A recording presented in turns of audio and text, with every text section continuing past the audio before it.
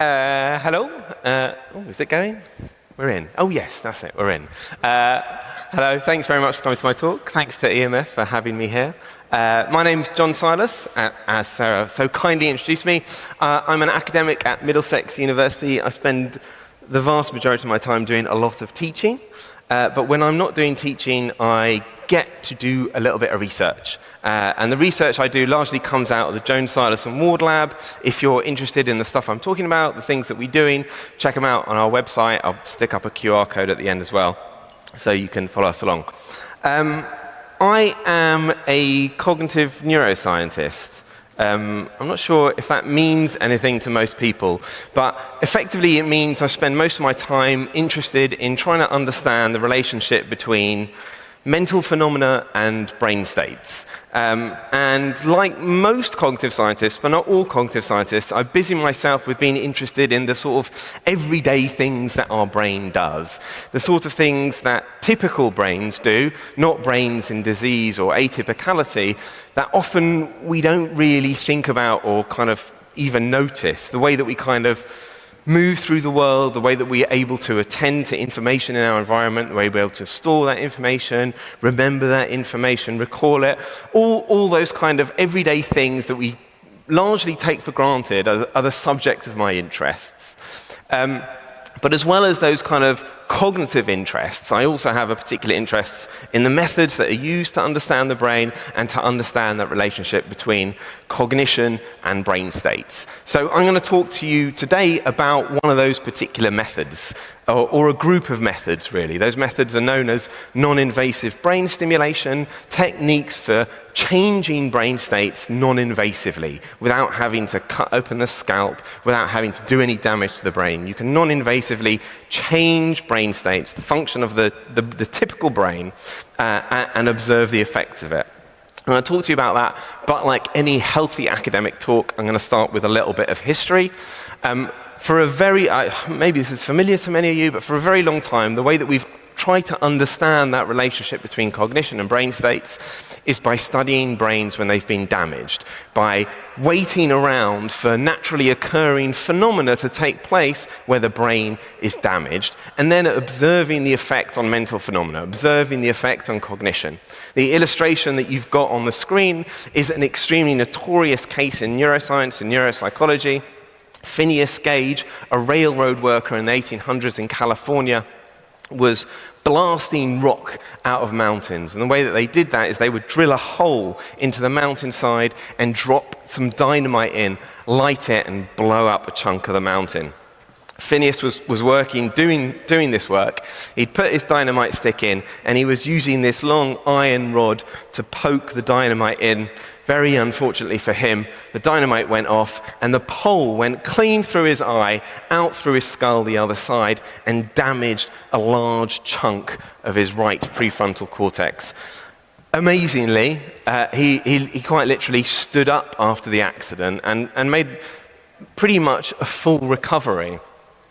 The story goes is that he was damaged in such a way that his personality changed quite massively. Before, he was said to be this kind of hard-working family man, very conservative in his views, had suddenly changed to become a lot more accepting of risk, started drinking quite heavily, left his wife and children, went around the world causing all sorts of chaos.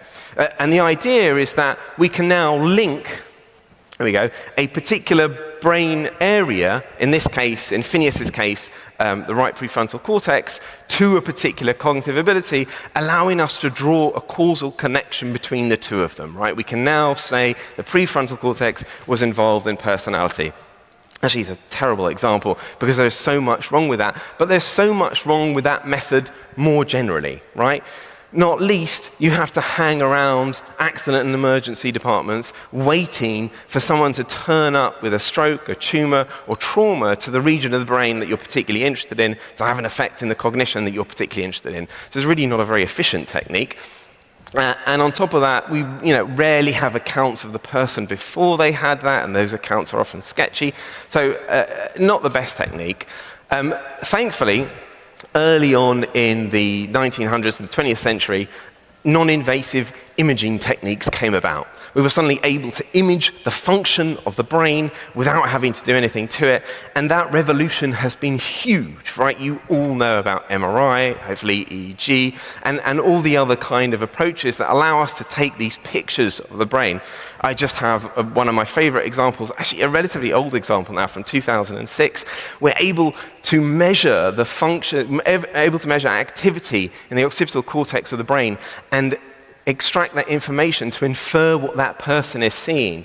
You saw what the person was being shown, the presented clip on the left-hand side, and what we inferred based only on their brain data. In many respects, people have called that mind reading, right? Using brain data to actually see what's inside the mind of individuals.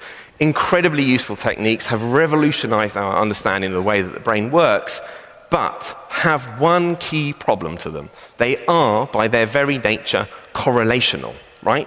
We're sticking people inside these imaging scanners, asking them to perform a cognitive task, and correlating that brain activity to the cognition that we're asking them to engage with.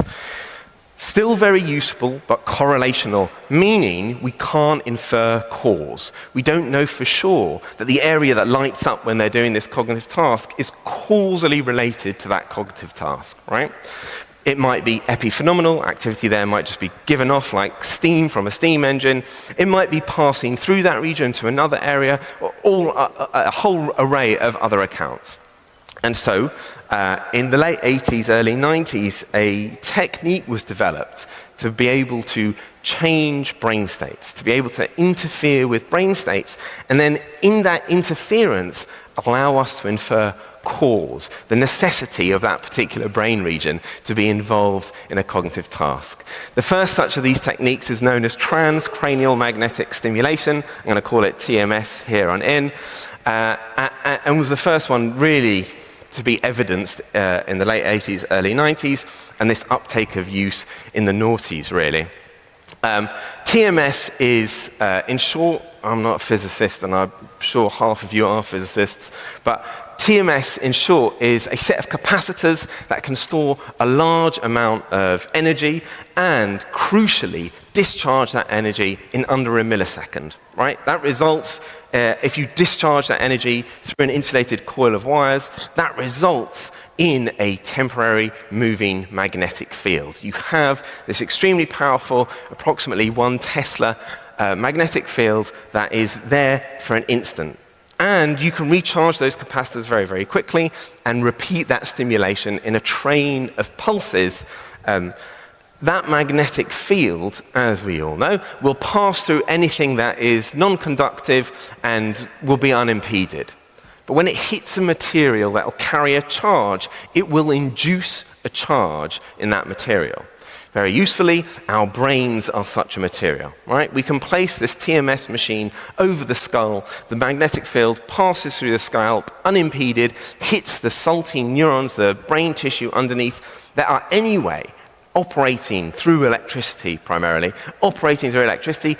generates a current transsynaptically across the synapse in the brain and stops what's usually going on in that region of the brain, right? And generates this activity. Perhaps the most well-known or well-established use of TMS in trying to understand this relationship between cognition and brain states is what's known as the virtual lesion approach. You can repeat this stimulation over a particular region of the brain and cause a virtual lesion, right? Previously, we're hanging around A&E wards, waiting for people to have strokes, trauma, tumors, whatever you like. But in this case, we can cause a lesion that is temporary. Once the magnetic field is removed off the brain, no more lesion, goes back to operating as it would. Usually there's lots of questions about that, but we'll leave it there. A really good example of this is a region of the brain, extremely well established now for a very, very long time, involved in the production of speech, known now as Broca's area. Broca's area is the region in your frontal cortex, your inferior frontal gyrus, that does speech production. We know this from case studies, but we can also induce it with TMS. On the screen is a MSc student of mine, Laura Rezin, who's now gone on to do a PhD doing far smarter work than I'm doing. And I have managed to locate Laura's Broca's region. It's a video, it's going to play in a second. I've asked Laura to say some words that she can say comfortably without having to think about too much. Laura, unlike myself, is a massive fan of Game of Thrones, and she decides to list all the characters of Game of Thrones. I don't know them, it sounds weird, but that's what she does. The accent is just because she's German, nothing to do with the TMS machine. And you'll see what happens when I stimulate Broca's area. Then we have Jamie Lannister. That was great. So Laura just... Shut up in a minute, there we go. Laura, producing speech, I found Broca's area, stimulate, you hear the click, click, click of the machine, and it causes a phenomena known as speech arrest. She's no longer able to produce speech, right? Really good evidence this machine's having direct effect to the brain, this virtual lesion. That's not the only way that we can stimulate brains without touching them. The other way is to use electricity. Actually, this technique is way, way, way older, but for a long time we sort of dismissed it as something that didn't work until the mid to late noughties. In the 2000s, there was a series of experiments that demonstrated you can simply put large electrodes on the scalp and pass a really weak current in the range of around 1 to 2 milliamps across the brain, and it will have this effect on the underlying brain material. There's some details, but it doesn't really matter. In effect, you can pass this direct current and have opposite effects. Your anode will heighten activity, cause the likelihood of activity to increase. Your cathode will do the opposite, decrease activity, and make areas of the brain less likely to be active. A very useful technique, but to me, I'm going to talk to you more in terms of my own research. What's more interesting is that rather than a direct current, we can alternate the current. Right? We can, what is anode and cathode will reverse, right? That's what an alternating current is. And you can change the frequency with which the alternating current occurs. And the reason that's particularly useful is because the oldest non-invasive imaging technique we have is electroencephalography, EEG. And what EEG does is measures the naturally occurring frequencies inside the brains of normal people, or of anyone, right? And those frequencies have been studied for an extremely long time and have been shown to have functional properties. We have related those changes in frequency to cognitive processes. Perhaps most famously or most obviously recognizable in an ongoing EEG is alpha changes, right? The frequency bandwidth between about 8 and 12 hertz in the brain has been shown to modulate in response to visual processing, right? If you close your eyes, you have extremely high alpha power coming from the back of your brain. When you open your eyes, that desynchronizes. The power decreases in the alpha brainwidth, showing very clearly or a likely relationship between visual processing and alpha. But alpha has lots of other functions as well that I'm going to talk to you about. At this point, invariably, people ask me about applications. What's the point of doing this? My friend Ben said yesterday on his talk that the point of social sciences must ask the question why and what for. Thankfully, I'm not a social scientist. So, who cares? No. Yes, invariably, I'm asked about applications. And I'm going to put a graph on the screen that, if you're familiar with meta-analyses, will mean something to you. If you're not familiar with the meta-analyses, don't worry, I'll kind of just explain what's going on here. This is considered the strongest evidence of an application of TMS, the magnetic form of non-invasive brain stimulation. It's approved by the FDA in the States, and now slightly more recently by NICE in the UK, as a treatment for drug-resistant depression. If talking therapy, if drugs don't make any, don't have any impact on your depressive symptoms, you may be recommended TMS. And the recommended treatment is approximately 5 weeks. And for 5 days of those weeks, you're expected to attend a clinic and have your brain stimulated for usually somewhere between half an hour to an hour. right? So pretty intense stimulation over an extended period of time, and only then has it been found to have an effect. And if you know anything about forest plots, that effect is pretty damn small, right? This is to the absolute dismay of clinicians who wanted a new tool to be able to kind of change brains and fix them. But it's to my delight, right? As a scientist, as an experimentalist, it means I can bring people into the lab with the confidence I can stimulate the brain, let them out, and know that their brain has returned to normal, they'll be safe. Hopefully. Right, but despite the fact that this is the only evidenced application, this is the only approved form of application, that has not stopped a ton of what I think is fair to say are charlatans, clinics popping up all over the United Kingdom, all over Europe, all over the US, offering treatment for anything you can think of using these non-invasive brain techniques. What is on the screen now, there we go. What is on the screen now is just a series of screenshots I grabbed from some of these clinics claiming to treat your ASD, your ADHD, your anxiety disorder, your eating disorders, absolutely anything with these TMS techniques. They're also populated with horrible AI slop all over them. And so there has been an adoption because of a lack of regulation and because of the seeming kind of magical nature of these machines by people who don't fully understand them, often don't have full training in them, and claim to treat things that they almost certainly cannot treat. But that's not entirely the fault of these. I'm just going to click the thing. There we go. It's not entirely the fault of these rogue individuals buying these machines and claiming it. There are also some unbelievable claims in the scientific literature. This is just an example of a paper that I pulled, a relatively old one now, that claimed to be able to use a TMS machine to induce savantism in drawing techniques, right? They would get people to make a drawing, stimulate them, and then draw again, and claimed that they induced some kind of magical ability to start drawing. I mean, just at face value, the pictures to me don't look like artistic savantism, but that's another thing. There are broad problems with this approach, but it's not one that has only plagued this discipline. In fact, it's one that has plagued psychological, neuroscientific, and even biomedical sciences as well. And that problem may be familiar to you. It's broadly thought of as a replication crisis. And it's been the fault of I'll give up with this, poor scientific practices.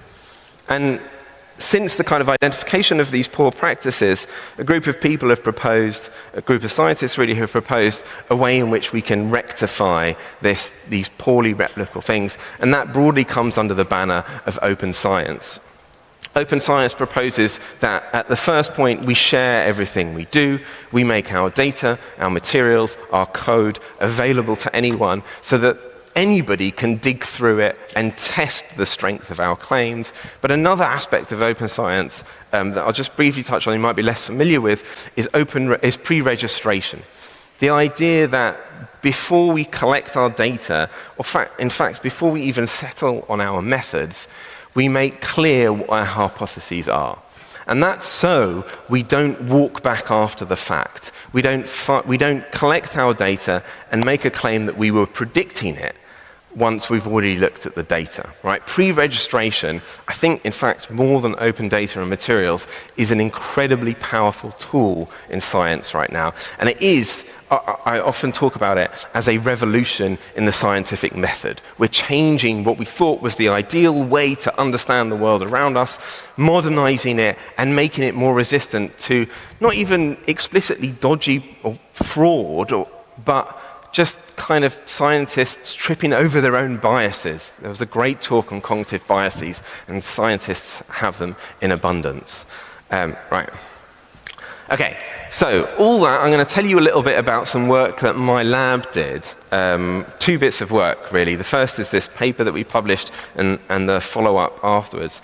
The first paper is a kind of exploratory one. We're interested in, 10 minutes. Okay, I'm good. We're interested in attentional processes, and just largely because we have the gear and a background in it, we're also interested in particular types of attentional processes, particularly when it comes to tactile processing. In the literature, there's two types of way in which you can orientate your attention. You can voluntarily choose to attend to something. In the case of tactile attention, you might wonder if it's raining, stick your hand out a window and attend to the stimuli hitting your skin. You're choosing to do that. On the other, and that's endogenous attention. On the other hand, exogenous attention, someone might tap you on the back of the shoulder, you orientate to the person behind you, and that's exogenous attention, involuntary orientation. We looked at these two types of attention using an extremely well-established paradigm where we put people in, they're not tapped on the shoulder, they don't stick their hand out a window and feel for rain, but we use these very precise measurements where we tap them in very specific ways, the details of which you don't really need to know. But we found very clear differences in frequencies in their EEG. Right? We measured EEG, and what you see on the graph is we see those graphs are three-dimensional graphs of the EEG spectra, and we see at approximately between 8 and 12 hertz a noticeable difference in power between endogenous and exogenous attention. Cool, very nice study, exploratory, we published it, everybody was happy. But we can ask the question now, with non-invasive brain stimulation, is that change in alpha power causally related to cognition, right? Is it just that we're measuring the steam off a steam engine, or do oscillations do something? Are they doing information processing? So we went about designing a study that allowed us to ask those questions using non-invasive brain stimulation, specifically transcranial alternating current stimulation. We can mimic the frequencies that we observed and put them back into the brain. We did this in a very open and honest, open science way. Our data and our materials were all made open, and we pre-registered our study. Before we collected any data, we submitted our work to a journal. It was peer-reviewed before we collected any data. The reviewers made recommendations and changes, and we adopted them. It's such a nicer way of doing peer review, right? Rather than a reviewer slagging you off because you did the experiment wrong, the reviewer's going, hey, maybe you could try this instead. And you go, oh, that's a really good idea, yeah. So we adapted based on these reviews. We had very careful controls, and we had particularly for like neuroscience, we had a serious sample, which is 77 participants.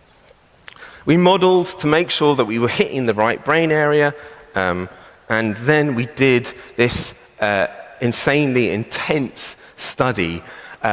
It was done over 3 days because we stimulated the brain in 3 different ways. One, in the way that we thought, the test condition, the way that we thought would make a difference to attentional processing, stimulated at alpha. The other, a control, still stimulating, but at a different frequency at beta, where we thought it would have no effect. And then on a third day, where we give this kind of placebo stimulation. It still feels a lot like the stimulation, but actually doesn't penetrate the brain, have any effect. All this was randomized, the order was randomized. There were a minimum of 12 hours in between each session, so we didn't see any after effects. And we had an insane amount, 77 participants who did 3 days. We had an insane amount of attrition rate because not everyone likes having an electrical current put through their brain. And so they'd come on one day and be like, yeah, thanks, I'm good, thanks, and didn't come back for the other days. But we did get 77 participants that came back over those 3 days. And found not much. We replicated previous findings. We were confident that what we were doing made sense. We showed expected reaction time responses in the endogenous task and in the exogenous task. But our alpha or our beta stimulation had no effect on people's ability to orientate their attention, either voluntarily or orientating towards an exogenous stimuli. And that led us to conclude, well, a couple of things. Null findings are tricky, but we could stick with our claim. We can make the claim that perhaps what that means, that what we're measuring with EEG is oscillatory activity isn't doing the work of attentional information processing. Maybe it really is the steam coming off the steam engine. It's the output, but it isn't causally involved in causing cognitive processing. And that in itself, I think, is a very interesting thing and has contributed towards a debate that's happening in cognitive science about in the moment about whether or not oscillations do anything meaningful. We can also say, well, maybe this stimulation more broadly isn't having the effect on the brain that we think it is. Perhaps that these weak currents that are oscillated at particular frequencies aren't really doing the work of what it is that we're measuring when the brain is naturally doing those processes. So not entirely sure, but a healthy way to test these things out. Cool. All that is to say is non-invasive brain stimulation is this incredible technique that allows us to tap into the causal mechanisms, the causal relationship between brain activity, between brain processes and cognitive processes as well. A really useful technique that is still coming out of its infancy and will be adopted in more complex and interesting ways. In fact, my PhD student is now reanalyzing all of our data and looking not just at putting power in, putting electrical activity in, but looking at the phase of that electrical activity and whether the phase of that rhythm is meaningful for how we process information. But nevertheless, a cool technique, and open science approaches really hold scientists' feet to the fire and make sure they're doing honest work, even when they're not being dishonest. Cool. That's me. That's my lab. Alex and Emma, those are the people that I run the lab with and did a lot of this work with. Wayne is the poor PhD student that spent 3 days with 77 participants, plus the guys that quit, and tested them all. And Keelan is the guy who did all the computational modeling for us, because he's a lot smarter than anyone else on the screen. And that's me. Yeah, thanks very much for listening.